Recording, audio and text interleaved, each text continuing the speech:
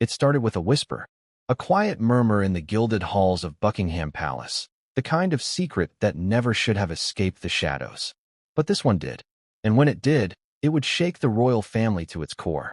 Imagine for a moment, a secret so explosive, so meticulously hidden, that it could rewrite everything we thought we knew about one of the world's most scrutinized women. Meghan Markle, the Duchess of Sussex, had always been a figure wrapped in layers of glamour, controversy, and rumor. But what if all those stories, carefully curated interviews, viral headlines, and supposed truths, were part of a larger deception? Before we continue, please hit the like button, subscribe to the channel, and turn on the notification bell for updates. The shock came on a quiet January morning. Tom Bower, the investigative author known for dismantling carefully constructed public images, had obtained something unprecedented, a secret palace report. Not just a memo or a passing note, but a meticulously documented account, brimming with first-hand accounts, official records, and confidential communications. And according to the report, Meghan Markle had misrepresented key events in her royal life, events that the palace had always believed to be truthful. The implications were staggering. Could it be that Meghan's carefully polished image, the one broadcast to millions around the globe, was in fact built on half-truths and calculated omissions? Pause for a moment. Think about the magnitude of this revelation. The royal family, a centuries-old institution built on tradition and scrutiny, suddenly facing allegations that cut to the core of its credibility. And the timing? Perfectly dramatic. With the world still dissecting every move of the Sussexes, this secret report threatened to change the narrative entirely. Imagine the discussions behind closed doors. Courtiers whispering in tension-filled corridors, senior advisors debating whether to act or contain, and a monarch silently weighing the damage to the crown. And in the middle of it all, Meghan Markle, seemingly untouchable in her media aura, facing scrutiny that had been long avoided by even the sharpest critics. What made this revelation even more electrifying was how it came to light. Tom Bower didn't just stumble upon it. No, he had pursued it relentlessly, uncovering layers of evidence that painted a very different picture from the one publicly known. According to sources close to his research, the palace report included detailed accounts of interactions that had been presented as intimate or personal milestones in Meghan's life, but which, when cross-referenced with communications and witness accounts, revealed discrepancies too significant to ignore. From the timing of her meetings to the portrayal of conflicts within the family, the report suggested a carefully orchestrated narrative designed to control public perception. And if true, it wasn't just a misstep, it was a calculated strategy to shape a legacy, a brand, and influence millions. But why does this matter now? The answer is simple yet profound. Titles, honors, and privileges, the very markers of royal recognition, are not permanent. They are granted, reviewed, and, if necessary, revoked. And according to the insiders, a full review of Meghan's status had already begun. January 1st was set as the date of decision, a symbolic moment that would either reaffirm her standing or strip her of the titles that had made her an official part of the monarchy. Imagine the tension in the palace as this deadline approached. Imagine the media speculation, the public outrage, the questions that would be asked on every news outlet, from London to Los Angeles. And more importantly, imagine the human element. The Duchess herself, perhaps unaware of the depth of the investigation, facing a reckoning that could redefine her place in history. Yet, the story is not just about titles or public perception. At its heart, it is about truth. About what happens when a narrative, no matter how carefully constructed, collides with reality. The palace report didn't just list discrepancies. It documented intentions, decisions, and moments where perception diverged sharply from fact. And that divergence is what makes the coming chapters so compelling. It raises questions that no one outside the palace walls can answer. How far did Meghan go to control her story? Were there moments of misrepresentation that changed public understanding? And, most importantly, what will the consequences be when those secrets are fully revealed?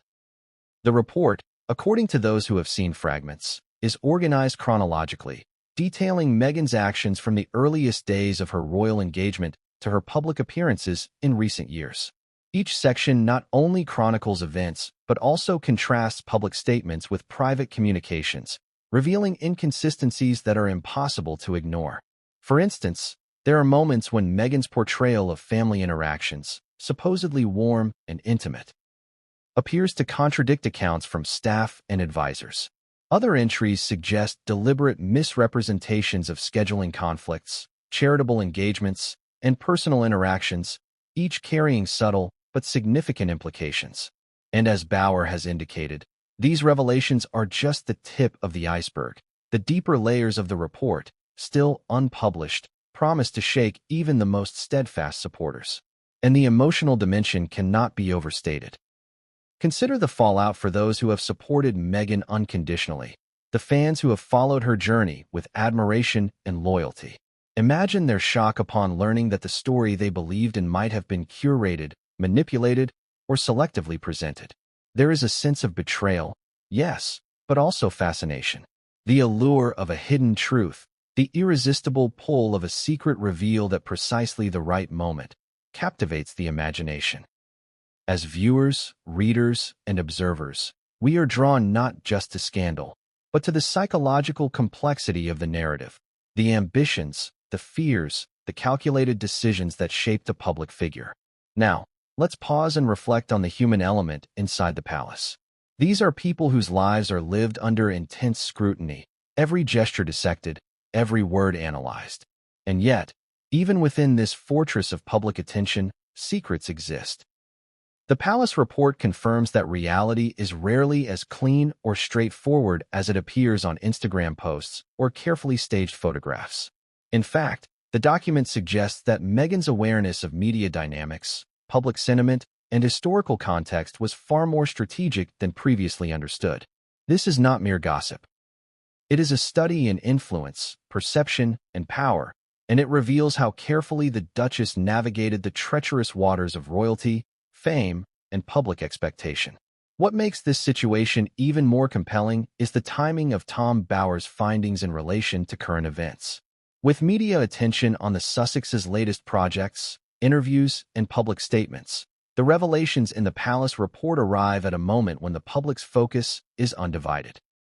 And that focus amplifies the impact. Every revelation, every discrepancy noted in the report becomes magnified, sparking debates across social media, talk shows, and editorial columns. It's a perfect storm of timing, evidence, and intrigue.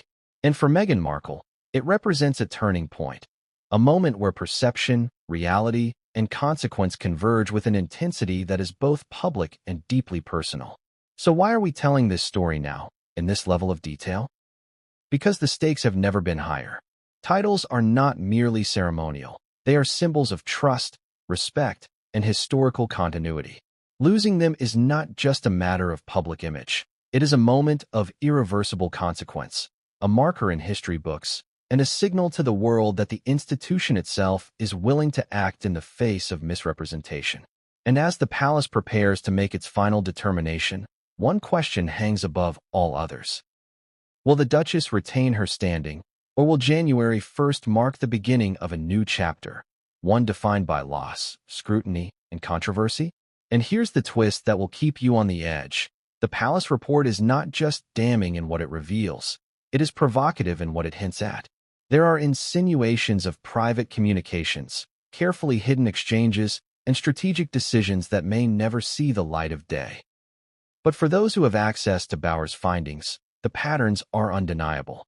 There is a story of influence, ambition, and careful narrative control, and the consequences for Meghan Markle could be unprecedented. Titles may be stripped, privileges may be revoked, and a public figure once seen as untouchable could suddenly find herself facing scrutiny unlike anything before. It began as a rumor, almost too quiet to notice. A hallway conversation, a hushed exchange over tea, and yet it carried a weight that none could ignore.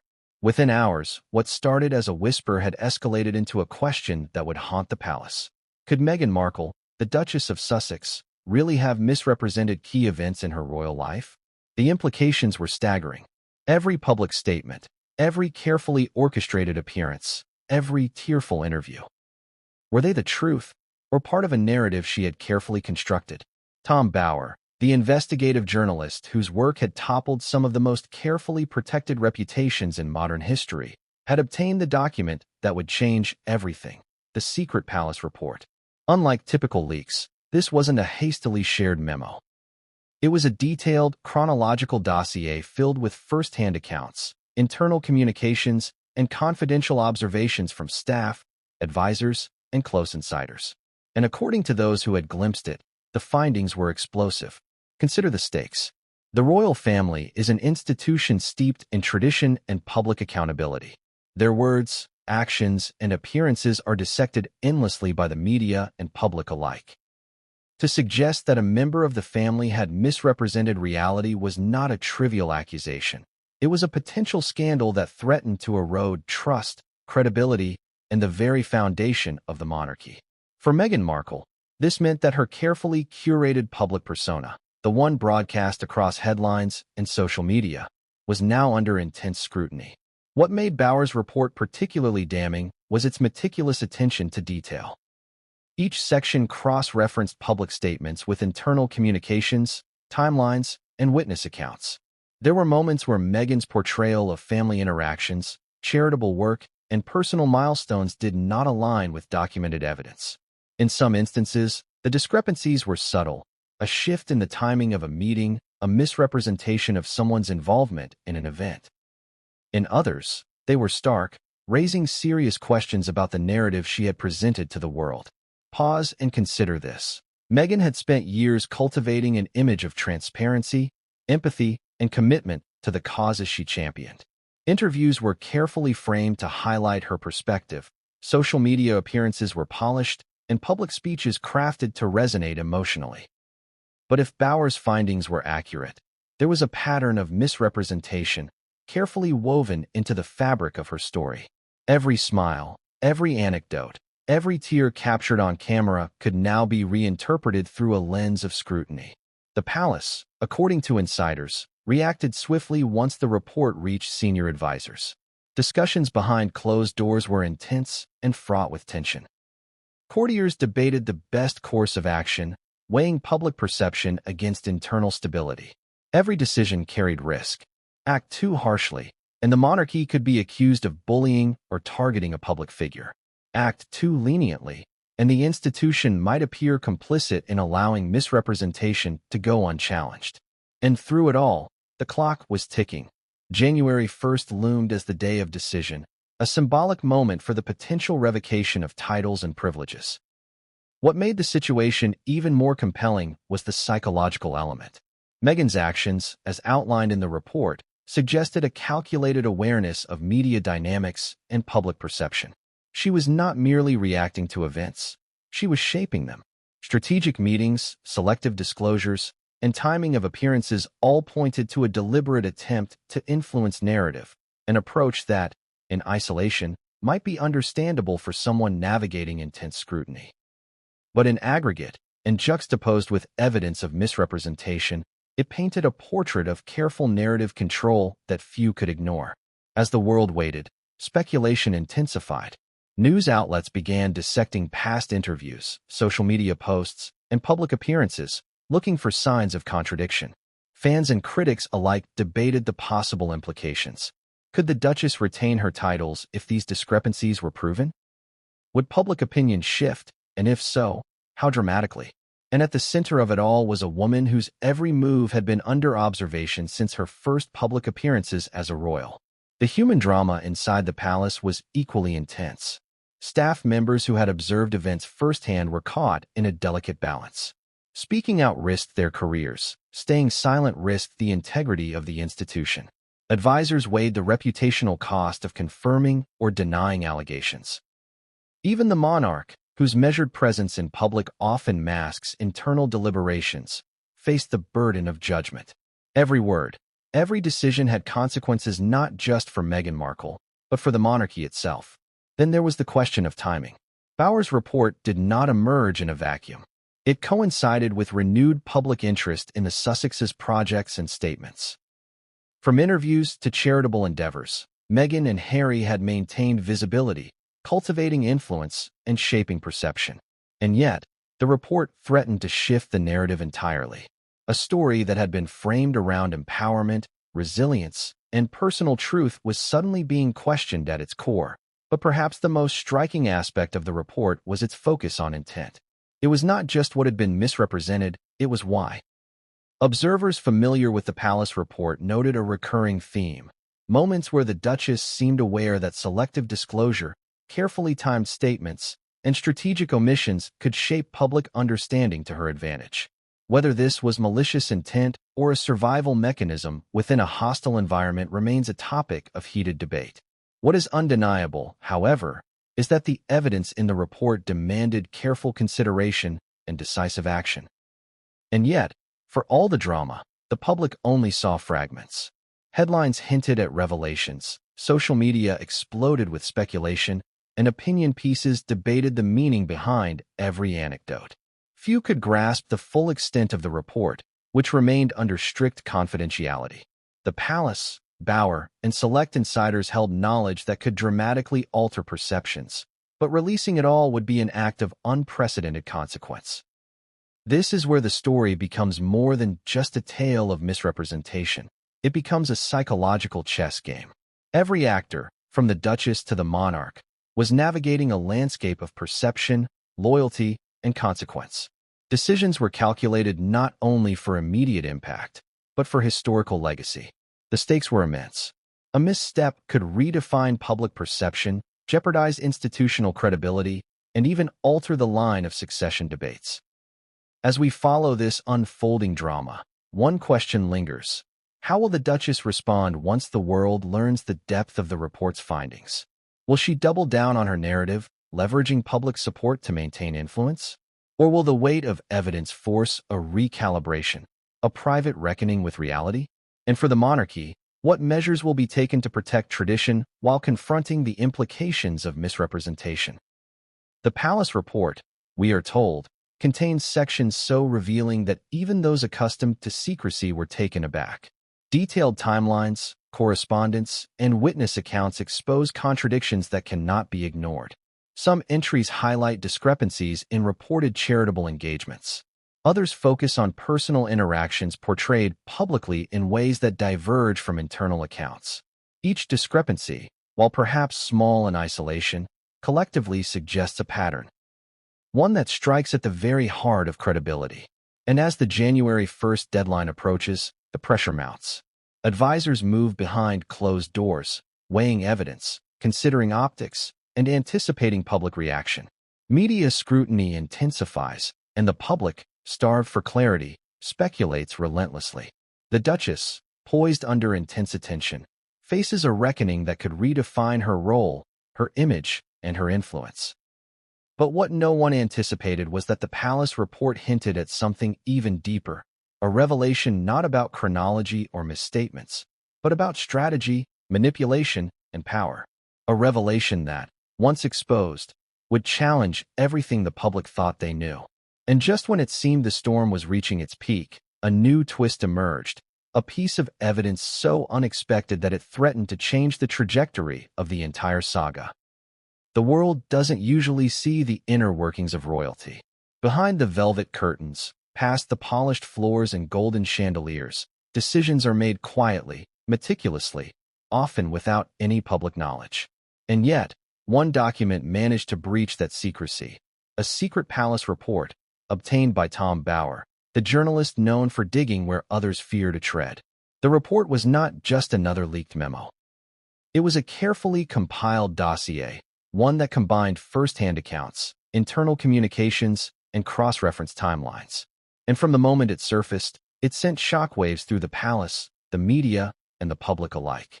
Imagine being a palace advisor, entrusted with the reputation of the monarchy, and suddenly learning that a member of the royal family might have misrepresented events for years. Panic would ripple through the corridors. Courtiers whispered anxiously, debating the best way to contain the fallout. Confidential meetings were convened, strategy sessions extended late into the night, and every word was weighed for its potential impact. There was no precedent for what lay ahead, and that uncertainty amplified the tension. The report itself was methodical. It chronicled Meghan Markle's interactions, statements, and public portrayals, cross-checking them against private records and witness accounts. Entries ranged from seemingly minor discrepancies, like the timing of certain engagements, to far more serious misrepresentations regarding personal interactions with senior royals. One section reportedly examined a public interview in which Meghan described intimate family moments. According to the report, those moments did not align with internal accounts. On the surface, it might seem like a trivial difference, but in the high-stakes world of royalty, even a minor inconsistency could have major implications. Bauer, known for his relentless investigative style, didn't stop at surface-level analysis. But the intrigue didn't end there. The report also contained hints of strategic intent. It suggested that certain narratives presented by Meghan were not mere oversights, but deliberate attempts to shape public perception. Consider the psychological skill required to craft such a narrative, knowing which moments to emphasize, which conflicts to highlight, and which details to omit entirely. It was storytelling at a level few could recognize, yet for those inside the palace, the discrepancies were unmistakable.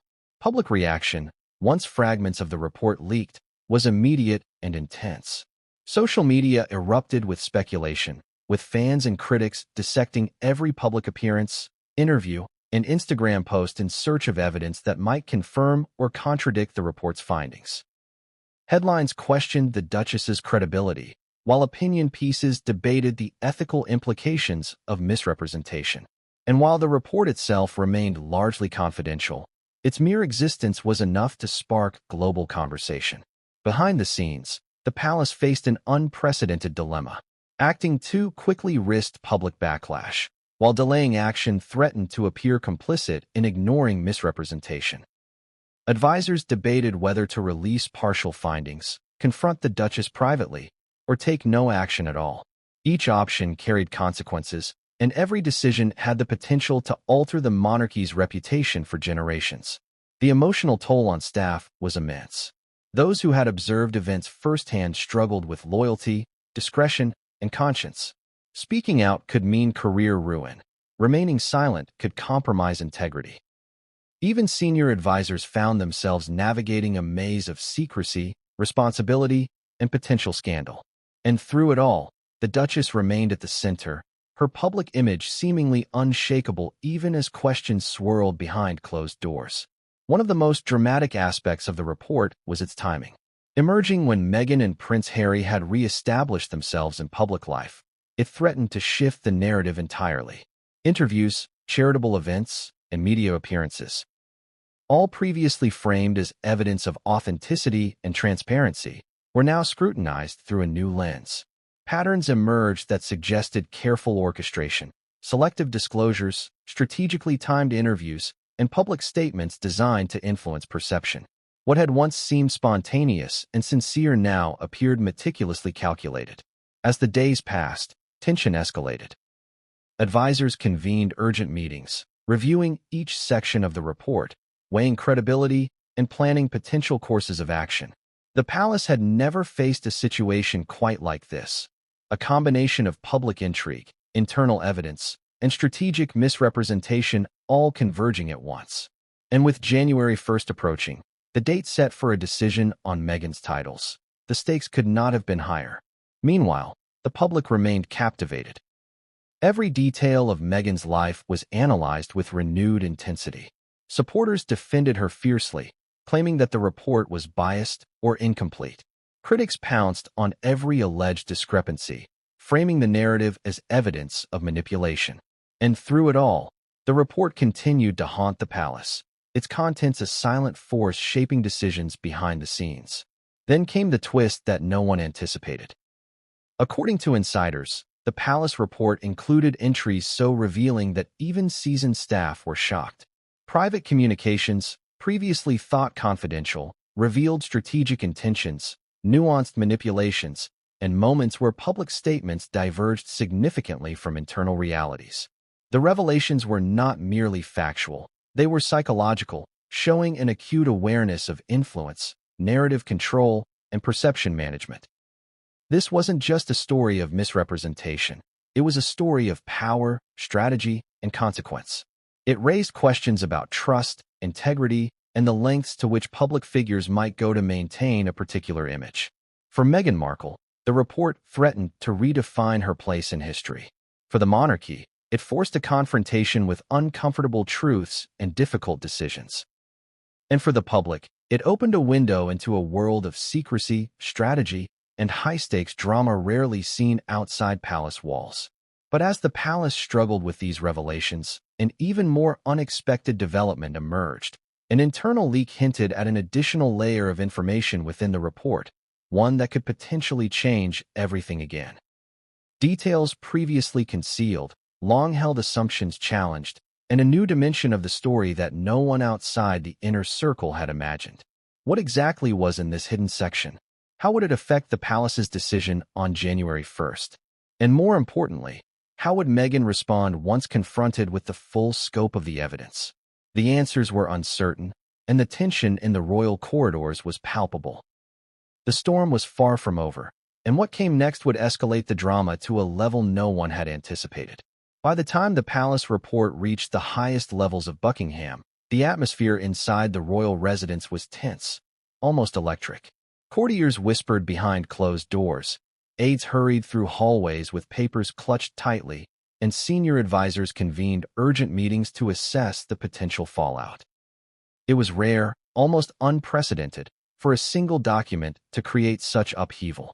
And yet, the evidence within Tom Bower's hands had the power to do just that. Imagine the scene. Advisors seated in hushed conference rooms, each page of the report meticulously examined, every statement cross-checked, every possible implication debated. The palace had always been a place of protocol, tradition, and careful messaging. But now, those very systems were being tested against a storm of potential scandal. How could they respond? Should they act immediately, confront Meghan privately, or prepare for public disclosure? Every decision carried immense risk. The report's revelations were shocking not only in content, but also in tone. It wasn't just a collection of minor discrepancies. It suggested patterns of strategic behavior. Certain public statements made by Meghan were documented in the report as diverging significantly from internal accounts. Events portrayed as spontaneous acts of goodwill or personal initiative, the dossier suggested, were sometimes premeditated or exaggerated to serve a narrative. Even seemingly small misrepresentations, when viewed together, painted a picture of careful narrative control. The palace faced a dilemma. On the one hand, acting too harshly could be seen as punitive, generating public sympathy for the Duchess and portraying the monarchy as rigid or unfair. On the other hand, ignoring the report risked undermining the credibility of the institution itself. Senior advisors debated the optics endlessly. Would public opinion favor transparency or loyalty? Would social media amplify criticism or protect Meghan's reputation? The stakes were higher than anyone had imagined. Inside the palace, staff who had witnessed the events firsthand struggled with divided loyalties. Speaking out could mean career jeopardy, yet remaining silent could compromise integrity. Some aides reportedly felt trapped, caught between duty to the monarchy and fear of public scandal. And even among the most seasoned courtiers, surprise and disbelief were common reactions. The evidence, carefully documented and corroborated, left few who could ignore its weight. Timing amplified the tension. The Sussexes were still highly visible in public life, with media coverage of interviews, charitable initiatives, and public appearances keeping the couple in the spotlight. Every new appearance now risked scrutiny against the backdrop of the report. What had once been a narrative of personal authenticity and empowerment now faced intense questioning. Patterns of selective disclosure, previously unnoticed, were suddenly highlighted as potentially strategic or manipulative. Adding fuel to the fire was the January 1st deadline, the day when decisions on Meghan's royal titles and privileges would be finalized. Advisors worked around the clock, assessing the implications of each section of the report, considering how its revelations might influence not just the monarchy's public image but also historical perceptions. Every word mattered. Every interpretation could shift the balance, and every delay increased tension within the palace corridors. The psychological element of the situation cannot be understated. According to insiders, the report revealed more than factual discrepancies. It hinted at deliberate narrative management. Meghan's awareness of media dynamics, public sentiment, and historical context appeared sophisticated and deliberate. She had not merely been a passive participant in the royal narrative. She had been shaping it, subtly and consistently. This strategic orchestration created a dual reality. Public perception told one story, while internal accounts suggested another. News of the report began seeping into the media, sparking global speculation. Social media exploded with debate, supporters defending Meghan's character, critics highlighting discrepancies, and commentators weighing in on the palace's possible moves. Yet, despite the intense coverage, the full report remained confidential. Only a select few inside the palace and Tom Bower had access to the complete document. This secrecy only heightened curiosity and speculation, creating an almost cinematic tension that gripped audiences worldwide. Inside the palace, debates escalated. Advisors convened private meetings with the monarch, discussing potential outcomes, contingency plans, and strategies for controlling public narrative. The challenge was unprecedented: how to balance transparency, discretion, and the historical weight of the institution itself. Courtiers reportedly worried about precedent. If Meghan's titles were revoked, what message would it send about royal conduct, fairness, and accountability? And if no action was taken, would it suggest that misrepresentation could go unchallenged? Meanwhile, staff members struggled with personal ethics. Some had served the royal family for decades, accustomed to maintaining confidentiality and discretion. But as discrepancies in Meghan's accounts became clearer, they were forced to reconcile loyalty with truth. Whispers circulated among aides and advisors, each conversation charged with tension, fear, and moral complexity. Even among those closest to Meghan, the revelations provoked a mixture of disbelief, concern, and apprehension. The report also highlighted the public relations dimension. Every public statement, every interview, every social media post could now be re-examined in light of the documented inconsistencies. Events portrayed as intimate family moments or personal achievements were scrutinized against internal accounts. Strategic choices in media appearances, previously seen as neutral or positive, now appeared as calculated moves to shape perception. The palace had to anticipate reactions not just from domestic audiences, but from a global public keenly attuned to every detail of Meghan and Harry's lives. And then there was the psychological weight on Meghan herself. Though largely shielded from the report's immediate impact, insiders suggested she was aware of growing scrutiny. Advisors debated how best to approach a confrontation, knowing that any misstep could escalate tensions further. Would she maintain her narrative, leveraging public support to influence perception? Or would she be forced to recalibrate, acknowledging discrepancies and adjusting her story to align with documented facts? The uncertainty created a high-stakes environment of anticipation and anxiety. Just when it seemed the palace had reached its limit, a new layer of revelation emerged. An internal leak hinted at a section of the report that no one had expected. Entries suggesting that some actions and communications were not only misrepresented, but potentially part of a deliberate effort to influence broader public opinion. The implications were profound. This was no longer merely about factual discrepancies, but about strategy, narrative control, and the exertion of influence. And as advisors scrambled to assess this new evidence, the tension escalated further. What exactly did this hidden section reveal? How might it influence the decision on January 1st? And how would the public, already polarized in opinion, react if the details became known? The palace found itself navigating uncharted territory, balancing secrecy, strategy, and the potential for unprecedented global scrutiny. The storm had only just begun, and what came next would push the royal family, the advisors, and Meghan Markle herself into uncharted, high-stakes territory that no one could predict. The palace report didn't just outline events, it constructed a timeline. A detailed, meticulously cross-referenced chronology that traced Meghan Markle's journey from her first public engagements as a royal to her most recent appearances.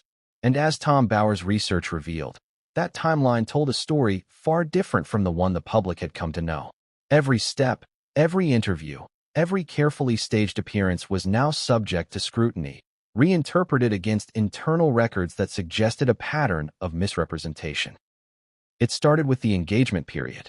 On the surface, the public narrative had been one of love, excitement, and seamless integration into the royal family. Meghan's interviews painted a picture of warmth, acceptance, and harmonious relationships with senior royals. But the report suggested a more nuanced reality. Advisors' notes, staff accounts, and private communications indicated moments of tension, disagreements, and strategic decisions that contradicted the public portrayal.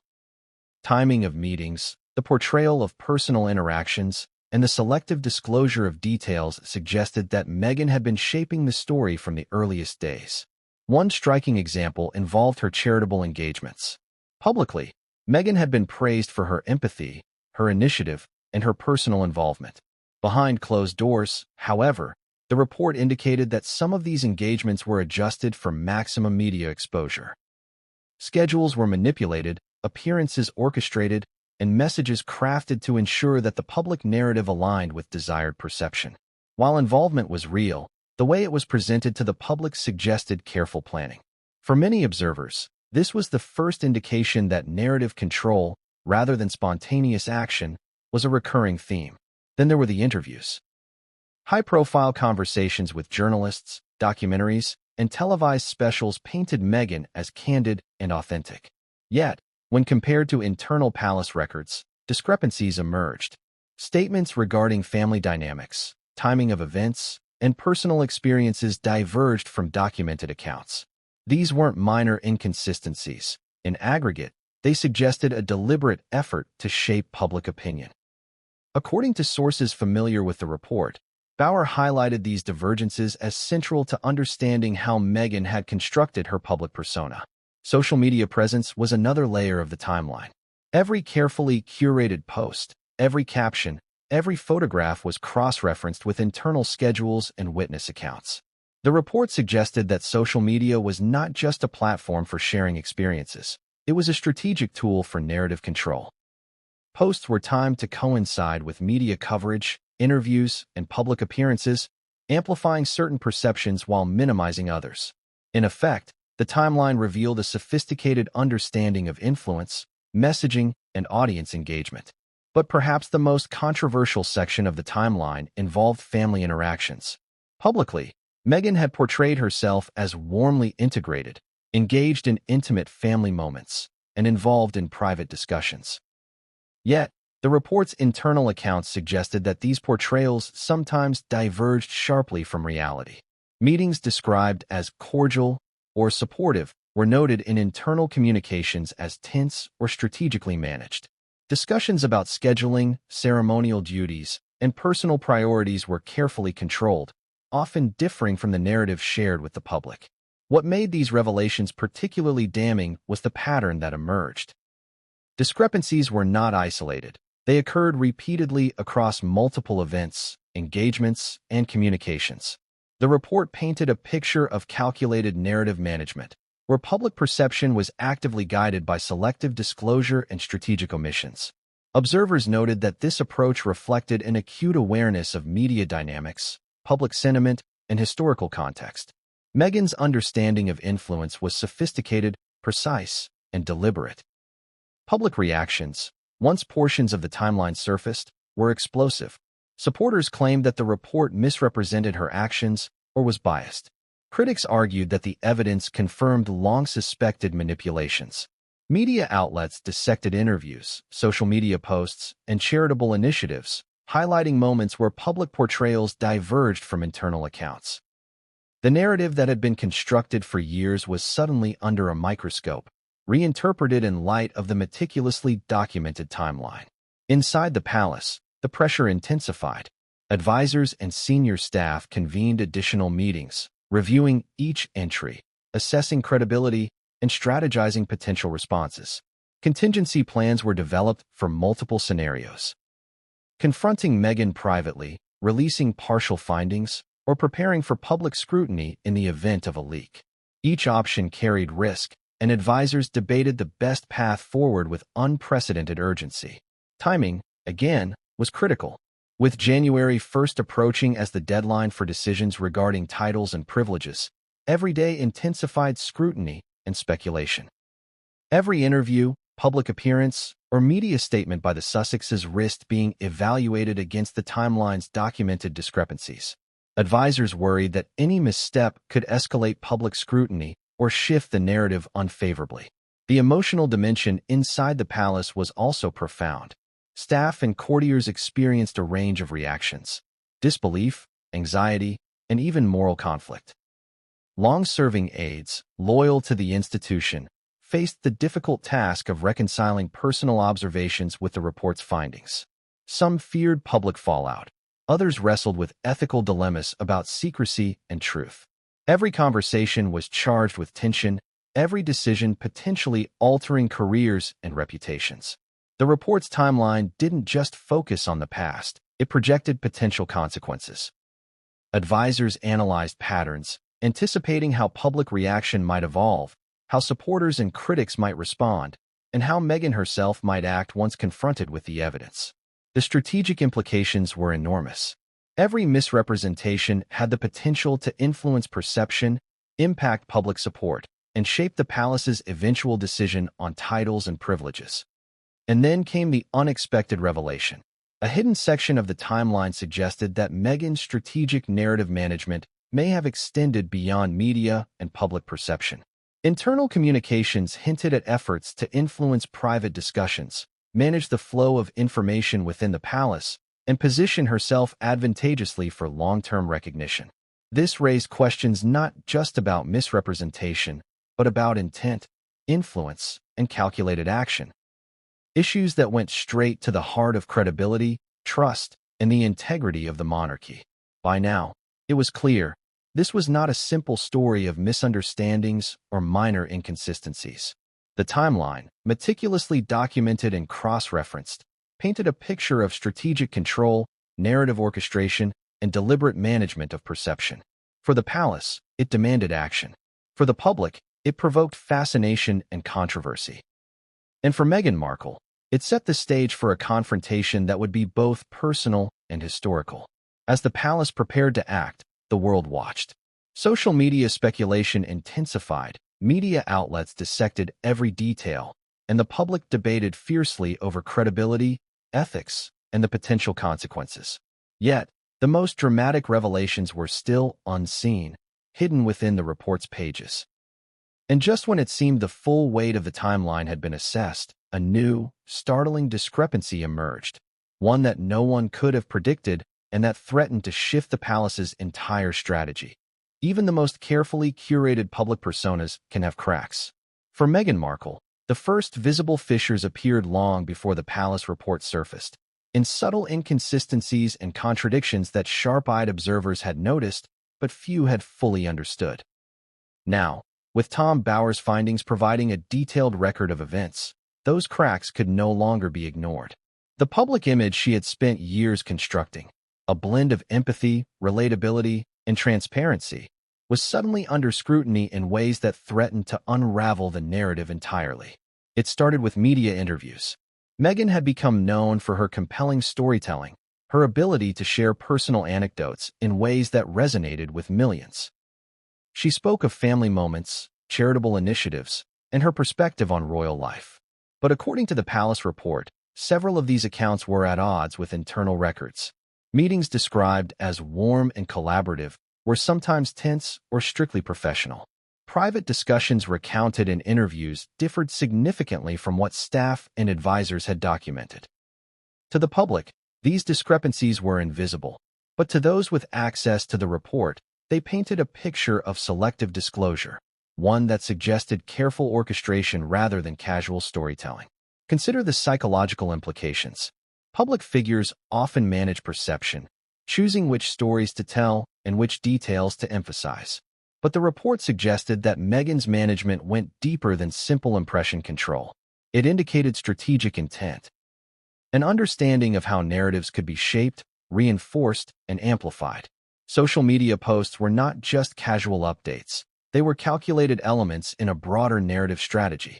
Interviews were timed and phrased to maximize emotional resonance, influence perception, and reinforce a particular version of events. Each move, while seemingly natural, was part of a pattern that internal documentation revealed in sharp relief. The palace, of course, could not ignore these revelations. Advisors convened in emergency meetings to evaluate the implications. The cracks in Meghan's public image were no longer hypothetical. They were documented, specific, and verifiable. Every inconsistency, once minor, now contributed to a broader narrative that challenged credibility and integrity. Courtiers debated the optics of confronting the Duchess, releasing portions of the report, or waiting for additional evidence. Each option carried risk. Act too soon, and the palace could be accused of targeting her. Wait too long, and the discrepancies could further erode trust in the institution. Meanwhile, the public's curiosity intensified. Social media erupted with speculation, opinion pieces proliferated, and even casual observers began piecing together apparent inconsistencies. Headlines questioned Meghan's credibility, while fan forums debated whether the discrepancies were the result of misunderstanding, media spin, or deliberate manipulation. Every public statement she made, every interview, and every post became fodder for analysis, each dissected in light of the emerging evidence. But the cracks extended beyond public perception. Inside the palace, staff and advisors experienced heightened tension and moral conflict.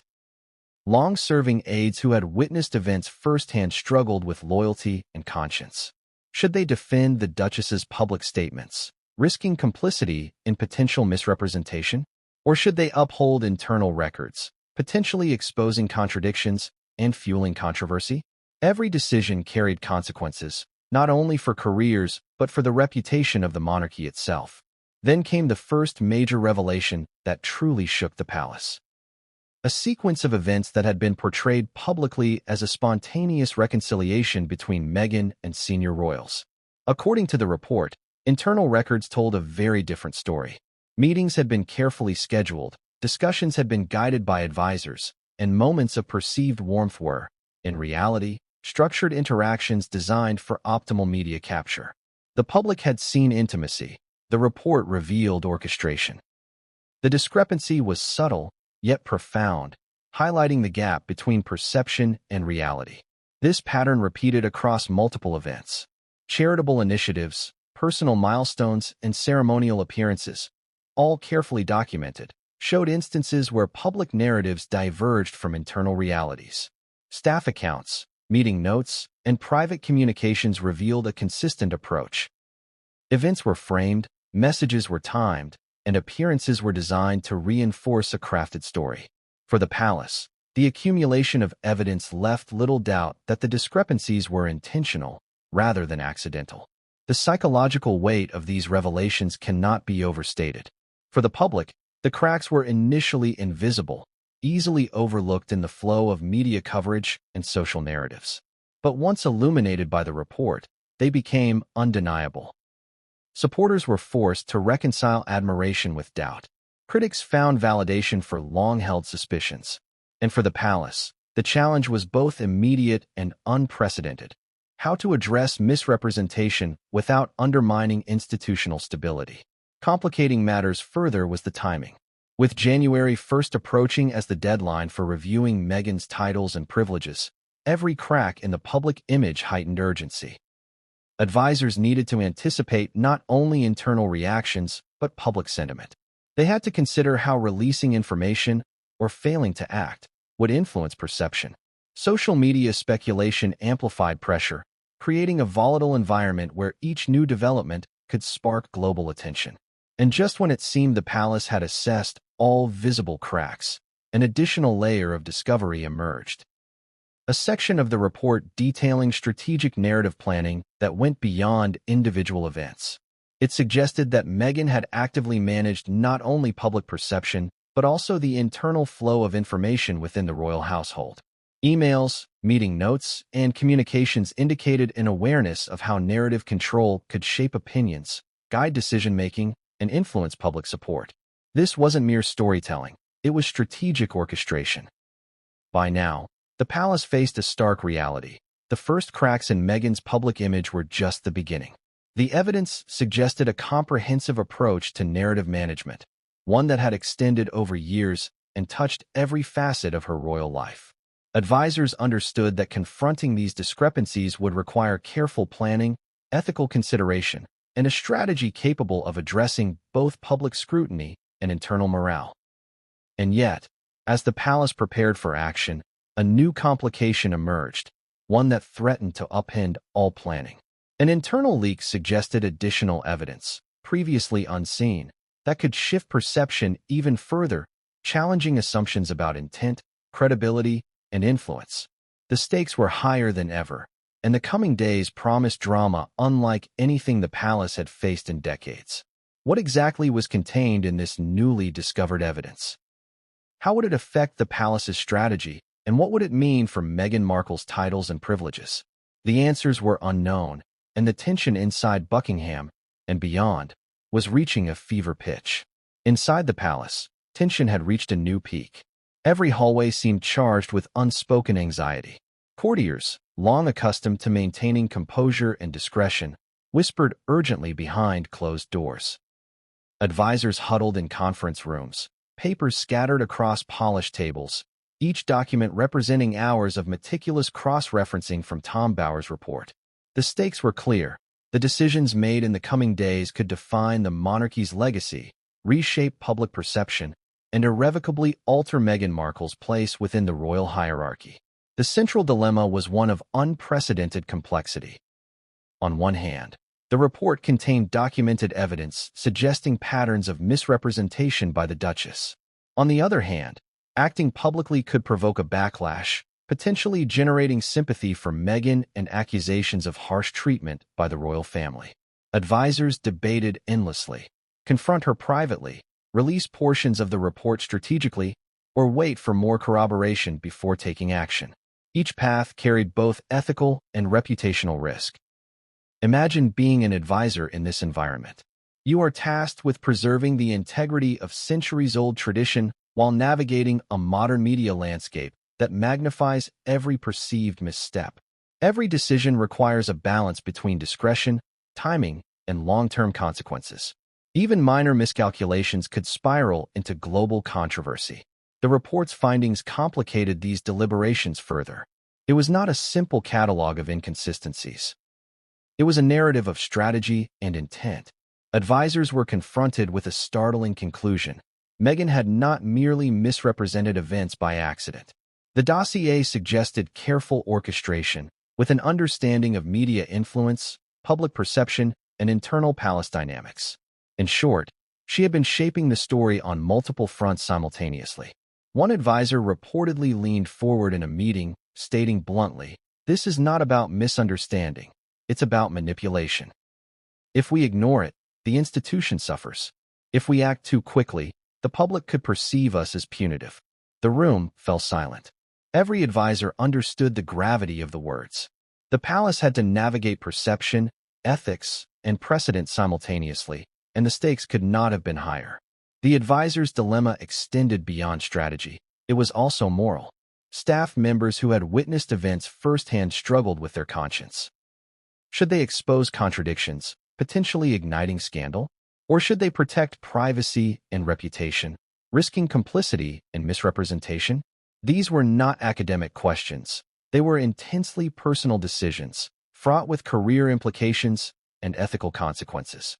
The report forced each individual to confront their own role in maintaining truth and transparency. Timing, once again, became a critical factor. The January 1st deadline for reviewing Meghan's royal titles and privileges loomed large. Advisors recognized that delaying action could worsen the situation as social media speculation and public scrutiny continued to intensify. Every interview, appearance, or public statement by the Duchess now had the potential to reinforce or contradict the palace report's findings, adding further pressure to make a decisive move. The situation was made even more volatile by the global media. International news outlets were analyzing every detail, dissecting interviews, and highlighting alleged contradictions.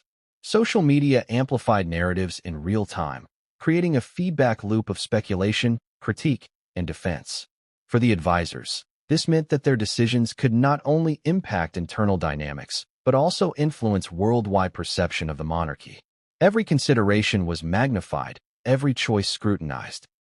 Internal communications within the palace revealed heated debates. Some advisors argued for a direct confrontation with Meghan, suggesting that transparency and accountability could preserve institutional credibility. Others cautioned restraint, emphasizing the potential backlash from a public sympathetic to the Duchess.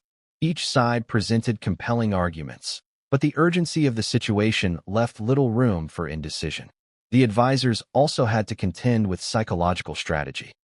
The report indicated that Meghan had been consciously managing perception for years, using selective disclosure, strategic timing, and media influence to shape her narrative. Advisors needed to anticipate not only her potential responses, but also the broader impact on staff, the royal family, and public perception. Every action required foresight, careful planning, and an understanding of both human behavior and media dynamics. Amidst this tension, a new revelation complicated matters further. A hidden section of the report suggested that certain public portrayals were not merely strategic. They may have been intended to influence internal palace decisions.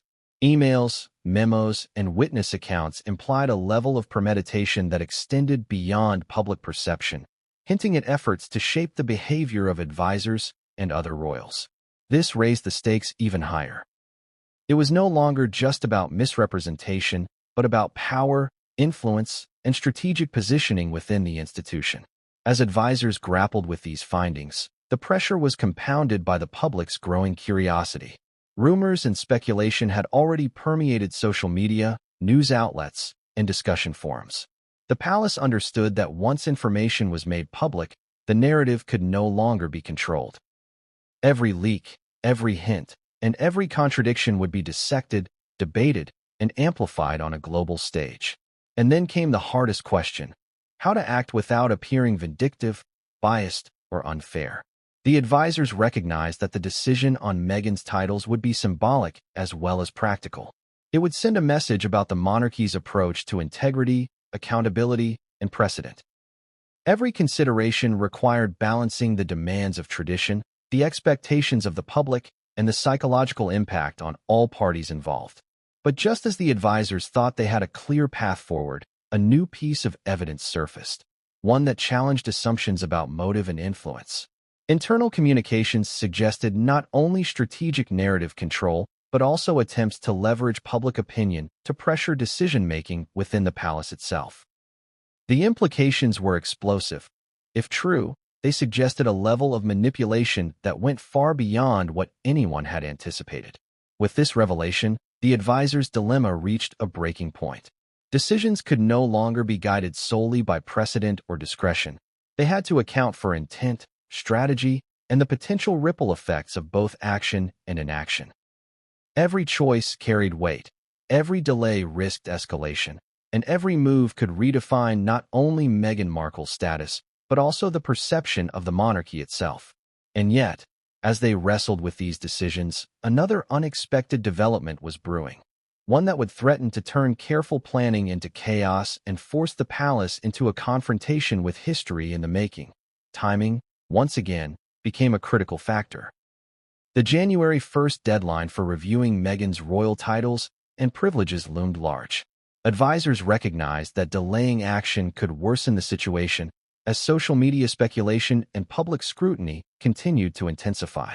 Every interview, appearance, or public statement by the Duchess now had the potential to reinforce or contradict the palace report's findings, adding further pressure to make a decisive move.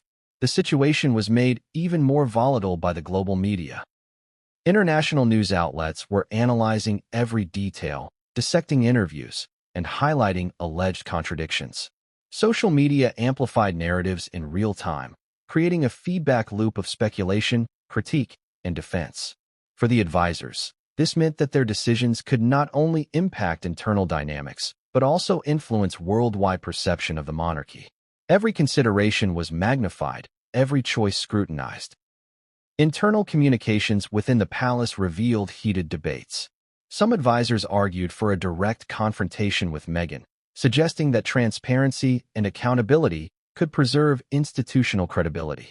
Others cautioned restraint, emphasizing the potential backlash from a public sympathetic to the Duchess. Each side presented compelling arguments, But the urgency of the situation left little room for indecision. The advisors also had to contend with psychological strategy.